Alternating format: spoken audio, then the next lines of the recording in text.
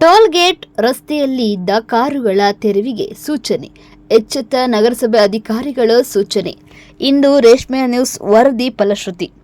ಪಟ್ಟಣದ ಹಳೆ Mysuru Chennai ರಸ್ತೆಯಾದ toll gate ರಸ್ತೆಯಲ್ಲಿನ ಗ್ಯಾರೇಜ್ಗಳು ಚರಂಡಿ ಸೇರಿದಂತೆ ರಸ್ತೆಯಲ್ಲಿ ಮಾಡಿಕೊಂಡಿರುವ ಒತ್ತುವರಿಯನ್ನು ತೆರವು ಮಾಡುವಂತೆ ನಗರಸಭಾ ಅಧಿಕಾರಿಗಳು ಗ್ಯಾರೇಜ್ನ ಮಾಲೀಕರಿಗೆ ಸೂಚನೆ ನೀಡಿದರು. 2 ದಿನಗಳ ಗಡುವು ನೀಡಿದ್ದು, ಇದು ರೇಷ್ಮೆ ನ್ಯೂಸ್ನ ವರದಿ ಫಲಶ್ರುತಿಯಾಗಿದೆ.